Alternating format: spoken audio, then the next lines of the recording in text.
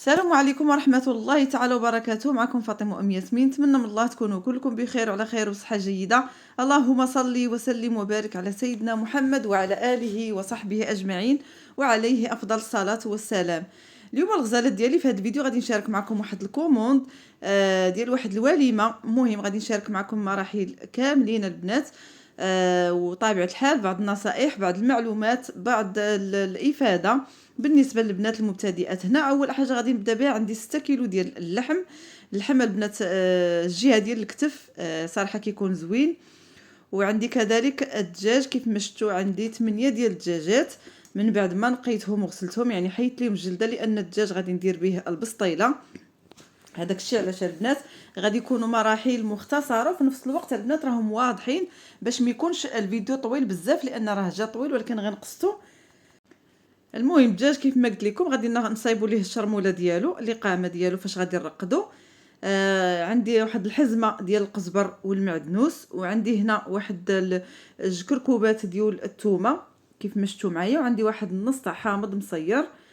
وبالنسبه للبنات راه درت الكميه بالزيت باش نشرمل منها الدجاج ويبقى ليا باش نرقد اللحم. المهم البنات، الدجاج البنات من بعد ما غسلته مزيان درت ليه الملحه والحامض. طبيعه الحال كيف ما كتعرفوا الدجاج تاع البسطيله ضروري نحيدوا ليه الجلده ديالو. كيكون ساهل البنات في الغسيل وسهل في التنقيه. بالنسبه للقزبر والمعدنوس والثومه اللي انا طحنت، خديت النص ديالهم، يعني النص الكثير، ودرت البنات 2 معالق ديال سكينجبير، ودرت 2 معالق ديال الزعفران البلدي، ودرت البنات الملح. ما نكثروش الملح بزاف حيت الدجاج مغسول بالملح. البزار الكحل البنات ما نكثروش، البزار الاسود عفوا ما نكثروش، يعني تكون واحد نصف ملعقه، والقرفه حتى هي واحد نصف ملعقه. بالنسبه للقرفه عواد البنات غادي نخليها باش ندير واحد العويد في الاخر. من الافضل ان البسطيله ديال الدجاج البنات الرئيسي فيها والمهم هو ديك القرفه، يعني طحنوها على يديكم. صافي البنات هنا من بعد ما شديت هذيك العطريه كامله، درتها مع داك الربيع والثومه، درت واحد الكاس تاع الماء، وصافي هنا كنرقد في الدجاج البنات بغيتو ترقدوه وتخليوه يرتاح يعني يتشرمل هو هذاك، ما بغيتوش كتنصبوه مباشره كيف ما غادي ندير انا البنات. الكوموند محتاجه مولاتو يعني غدا ان شاء الله. بحال اليوم انا كنوجد في المراحل اللي هي صعيبه بزاف. هنا من بعد ما شرملت الدجاج كامل، يعني درت الطنجره ديالي على البوطه كيف ما تتشوفوا. غادي ندير الزيت، عيني ميزان البنات، تقريبا واحد الكاس ديال الزيت ما بين البلدي والرومي، يعني ما بين الزيت العادي وزيت الزيتون واحد الكاس تاع مخلط ديال الزيت. صافي البنات هنا كنخليو الدجاج كيتشحر وكنقلبوه يعني بواحد الملعقه خشبيه ولا بهاد الفرشيطه هكا اللي كتكون خاصه غير ديال الدجاج واللحم. المهم كنقلبوا الدجاج غير واحد تقليبه خفيفه، يعني ماشي بحال غنطيبوا الدجاج محمر، لا البنات طريقه مختلفه. هذا ديال البسطيله ماشي مشكل لان باقي الدجاج غادي نحلوه، يعني غنحيدوا ليه العظم. صافي هنا كنشحروا كيف ما قلت لكم واحد الشحيره اللي هي خفيفه ظريفه. صافي البنات وغادي نجيب البصله مشلضه. هنا البنات غادي يكونوا عندي واحد 2 كيلو ونص تاع البصله. بالنسبه تقريبا واحد الكيلو درتو هكا مشلط اللي غادي يطيب مع الدجاج في الاول، والكميه الاخرى غادي نقطعها شرائح ونخليوها في الاخر باش هي اللي غادي نديرو بها الدغميره. درت البنات واحد الكاس مع كاس كبير داك اللي كنشربوا فيه المناضه مع مرش ديال الماء.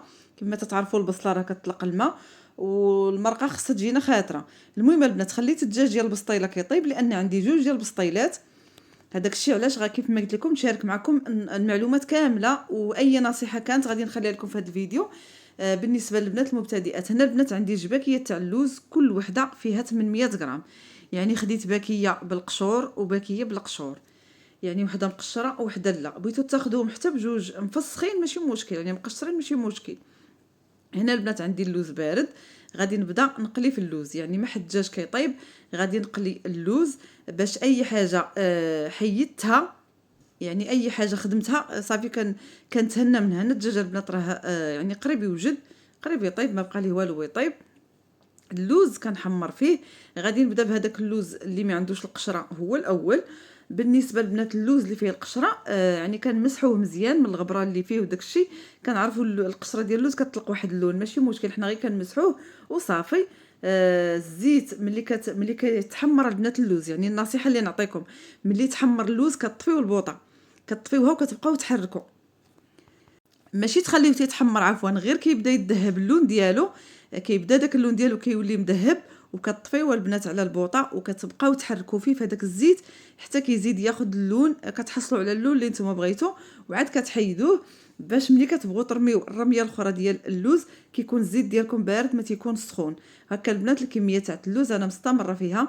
غادي باش نكمل اللوز ديالي في التحمار غادي نحطو على جانب يبرد، وانا في نفس الوقت البنات كنقطع في البصله اللي غادي نلوح في الطنجره من بعد ما نجبد الدجاج. هنا البنات عندي 2 كيلو محيده منها تقريبا واحد الحبه ديال البصله، لاني نزدت على داك نص كيلو اللي درت في الاول مشلط.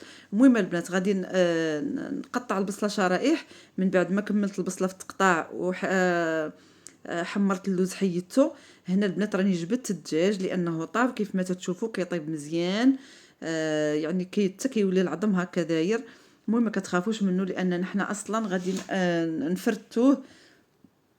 صافي البنات غادي نكب هاد الكميه ديال البصله اللي عندي في هذا المرق اللي هو بقى. طبيعه الحال المرق تنقلبوه واش فيه شي عظام ولا ما فيش، هذه النصيحه الاولى ضروري كتقلبوا هذا المرق ديالكم كتقلبوه مزيان. وصافي البنات وعاد كتضيفوا ليه ديك البصله البنات. هنا غادي نزيد ليها يعني المكونات اللي انا مازال غادي نزيد، بس صافي كنسد على الطنجره ديالي في خطره وكنخليها كطيب بطبيعه الحال مع التحريك المستمر. هنا كنديروا واحد العود تاع القرفه البنات، وغادي نزيد كيف ما غادي تشوفوا معي واحد الرشه خفيفه ديال الملح.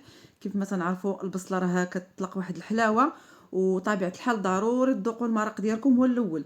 انا البنات ذقت المرق لقيت خاصها شويه ديال الملح، هذاك الشيء على زيت الملحه.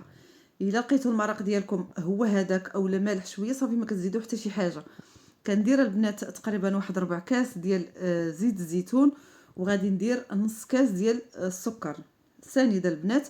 كنديروا نص كاس يعني كنديروا داكشي اللي غنديروا مع البصله كله كنديروه في خطره واحده بلا ما كنبقاو نضيعوا في الوقت ولا ندوروا. صافي البنات كنسد على الطنجره ديالي وكنخلي البصله يعني كتنزل على خاطرها.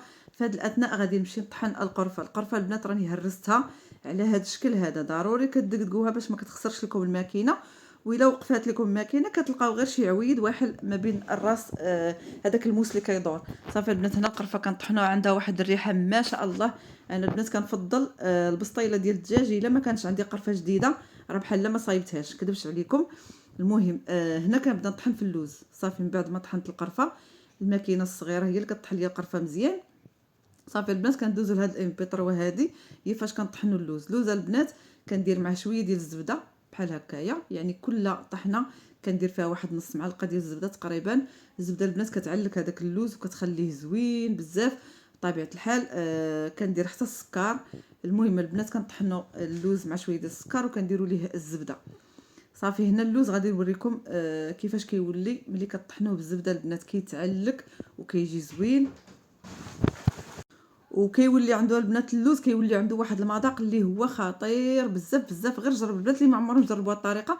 صراحه البنات انا ما كنتش كنديرها ولكن ملي جربتها صراحه عجبتني بزاف. صافي هنا اللوز من بعد ما طحنته كيف ما تتشوفوا اللي عنده القشور كيفاش كيبان واللي ما عندوش كيفاش كيبان هو طبيعه الحال حنا كنخلطوه. المهم البنات هنا من بعد ما وجدت يعني طحنت اللوز وطحنت القرفه والدغميره ديال البصله مازال كطيب، يعني مازال البصله كنخليتها كتشحر. هنا البنات راه انا دزت باش ندير نشرمل البنات اللحم. ضروري هنا كنزيد الملحه على حسب اللحم، وكنديروا البنات العطريه كيف ما شفتوا معايا كل حاجه منها 2 ديال المعالق كبار عامرين.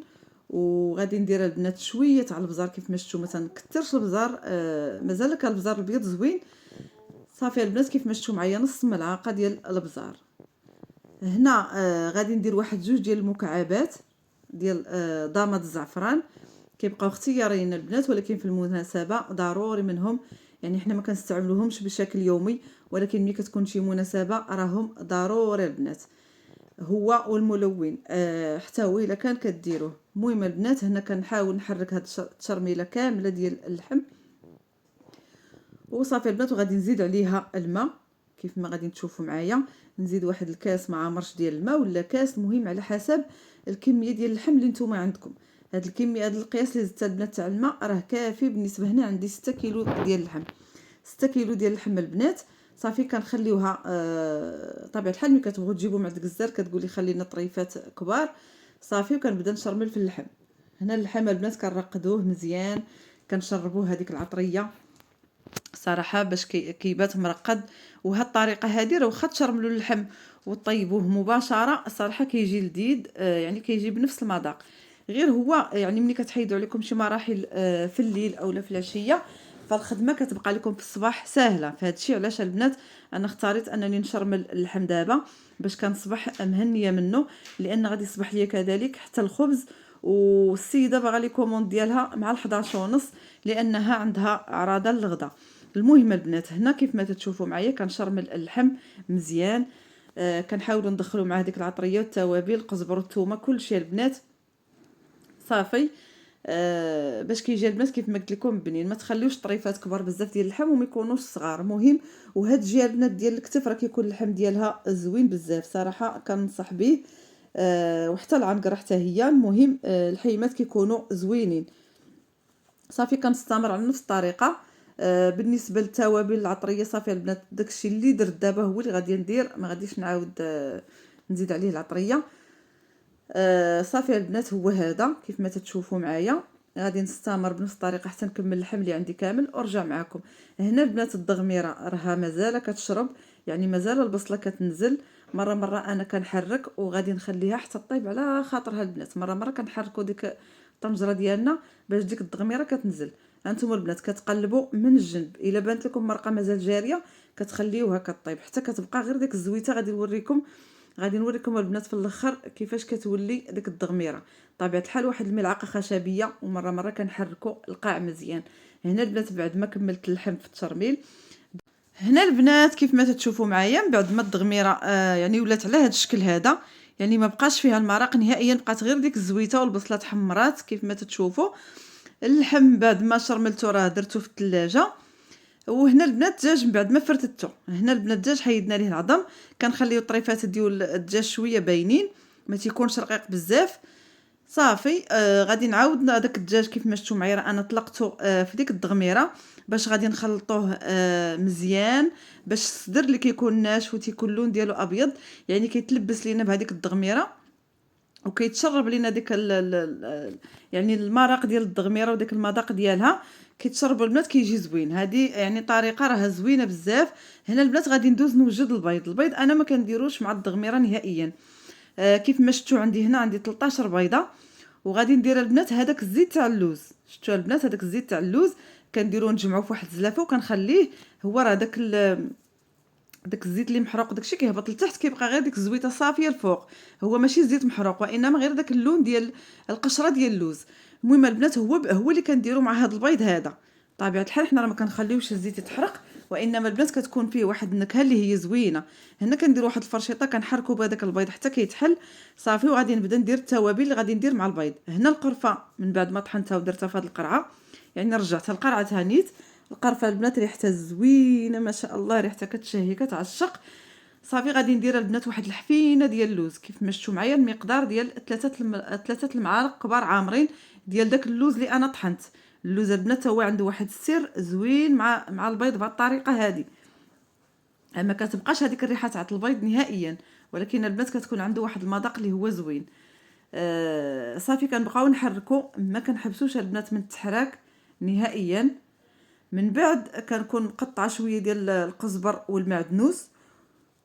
هو هذا البنات نكونوا مقطعين واحد شويه تاع القزبر والمعدنوس يعني ما فيه لا ثومه لا والو، غير القزبر والمعدنوس كنقطعوه رقيق ولا كندوزوه دغيا في الماكينه. المهم كيتقطع رقيق باش كيطلق داك المذاق ديالو. هنا صافي راه انا طافيه على المقله تاع البيض حركت معها داك القزبر والمعدنوس حتى تخلطوا مزيان وشربهم داك البيض. وهنا البنات جيت باش نعمر البسطيلات. هنا كيف ما تشوفوا عندي جوج ديال السواني اللي في نفس الحجم. عندي الباستا فيلو، عندي البنات الدجاج من بعد ما حركته مع ديك الضغميره مزيان. وصافي السواني كيف ما شفتوا معايا في الاول راهم مدهونين بالزبده مزيان باش ما تلصقش لينا البسطيله. كنفرشوا الورقه البنات راه المهم البسطيله اللي بغات تشوفوا كيفاش كنسرحوا الورقه وداكشي كيفاش كنفرشوها. راه الفيديو عندي في القناه، ولكن البنات هذا فيديو مختصر وفي نفس الوقت البنات راه باين وواضح مزيان. صافي كنحط هذاك، كنحطوا داك كيف مشوا معايا، حطيت التفريشه تاع البيض هي الاولى وزعتها. من بعد البنات درت عليها الدجاج. صافي من بعد الدجاج غادي ندير القرفه وغادي ندير اللوز. ديك التفريشه ديال اللوز البنات اللي كتكون عاليه كيف مشتوا معايا على هذا الشكل هذا. طبيعه الحال قبل ما نديروا اللوز كنديروا واحد الرشه ديال القرفه وديال السكر كلاصي. صافي البنات خاص تكون القرفه مزيان في البسطيله لداخل. عاد ملي كنديروا اللوز يعني كندير ديك التسريحه كيف مشتوا هذاك اللوز فرقت الكميه على جوج، وعاد درت عليه عاوتاني السكر كلاصي والقرفه، ودرت البنات واحد الطريفات ديال الزبده، من هذيك الزبده ديال النوع الممتاز، الزبده اللي كناكلوا بالخبز كيكون فيها البنات واحد المذاق اللي هو زوين، كيكون فيها المذاق تاع الحليب. صافي هنا البسطيلات ديالي راه انا لبستهم يعني جمعتهم مزيان مونطيتهم صافي مقادين، كندهنوهم بالزيت من برا. وهنا البنات عندي الكنافه اللي غادي نصايب بها العشيشات. هنا البسطيله ضروري كندهنوها بالزيت. حتى هي البنات غادي ندير ليها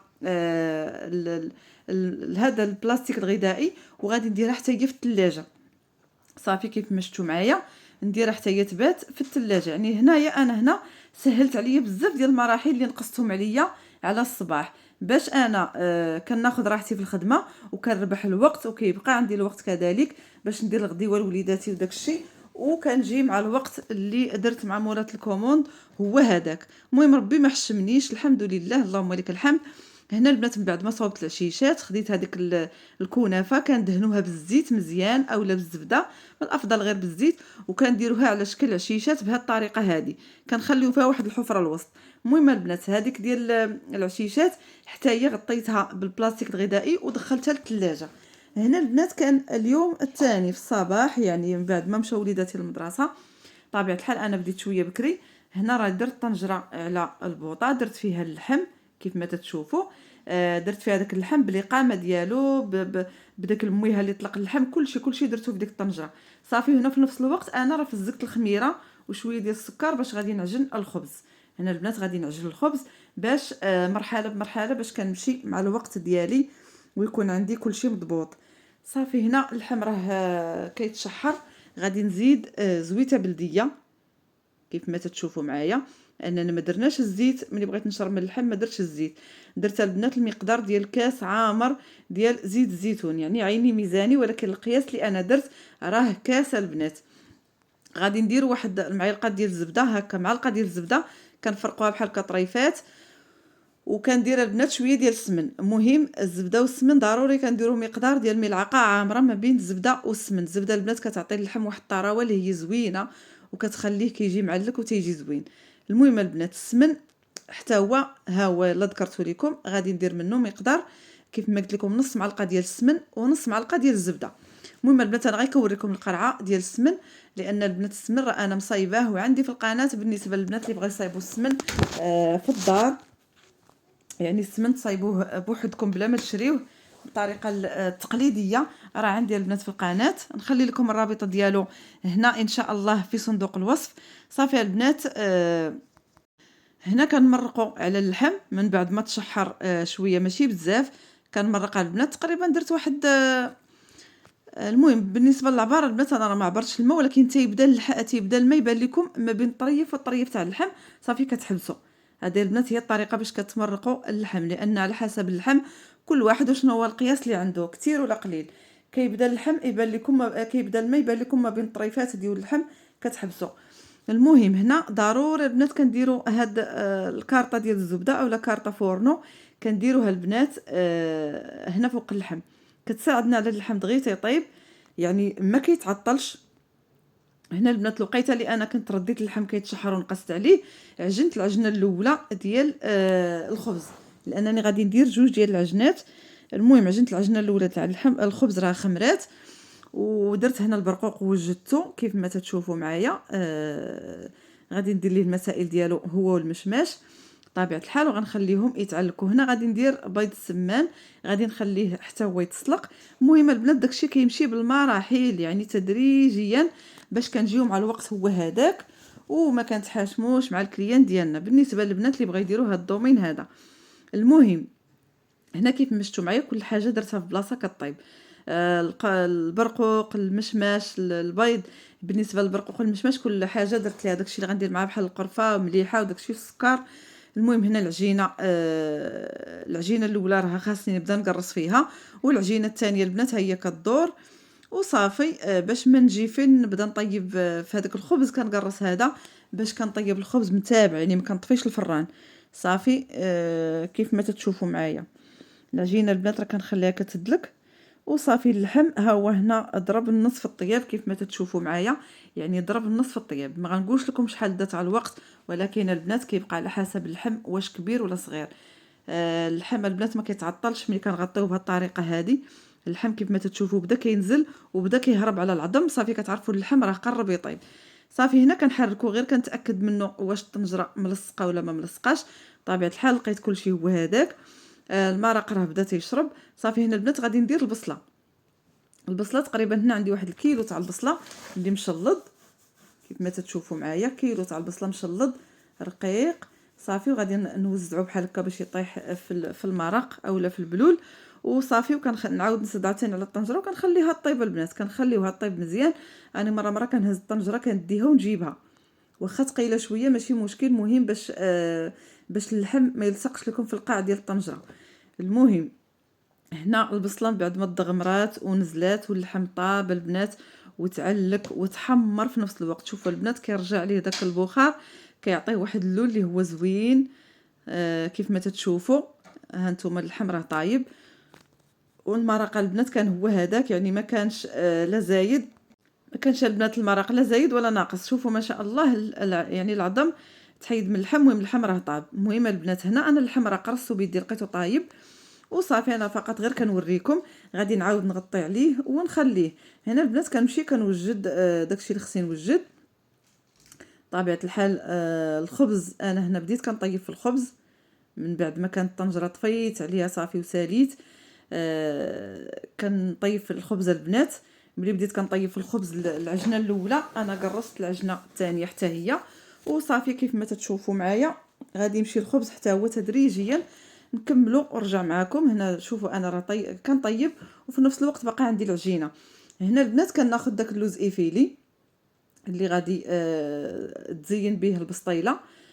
كنديروا في واحد الصينيه كنوجدوا باش مباشره بعد ما نكمل الخبز في الطياب غادي ندخل داك اللوز ايفيلي للفران يتحمر. اللوز ايفيلي البنات كتردوا ليه البال لانه دغيا كيتحمر وإلا شمتكم راه غادي تحرق، الا تحرق لكم راه مشى. هنا كيف ما شفتوا معايا راه مبيتها في الثلاجه حتى هي جبدتها باش ملي نكمل الخبز طيب غادي ندخل دوك العشيشات للفران وندخل البنات اللوز ايفيلي يتحمر. هنا عندي هاد البوكيات اللي فيهم القرقاع حتى هما خديتهم مع التقديه، يعني هادوك ما غاديش نخليهم هكاك مسدودين ما غاديش نحلهم.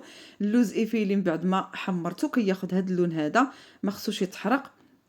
هنا البنات البسطيلات جبتهم من الثلاجه ما غاديش نحمرهم، يعني غتحمرهم السيده عندها. هنا اللحم كيف ما شفتوا معايا كنوريكم كاع داكشي اللي وجدته كامل. هنا غادي تشوفوا معايا اللوز اللي حتى هو المهم شوفوا اول حاجه غنشوفوا العشيشات من بعد ما تحمروا والبيض من بعد ما تسلق قشرته ودرته هنايا، يعني كلشي وجدته. اللوز اللي غيدار مع اللحم، السكر كلاصي البنات طحنته، اللوز ايفيلي فاش درته. هنا البيض اللي بقى ليا. المهم هنا دوك جوج طاطات الاخرين درت فيهم المشماش والبرقوق، وهذوك الصينيه فيها الصابلي يعني الحلوه والطبيسي اللي فيه حلوه تاع اللوز.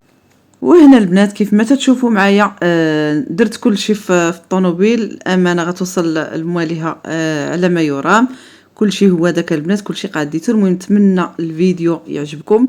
ما تبخلوش عليا باللايكات وبالتعاليق الزوينه ديالكم كالعاده وبارطاجيو الفيديو مع الاهل والاصدقاء.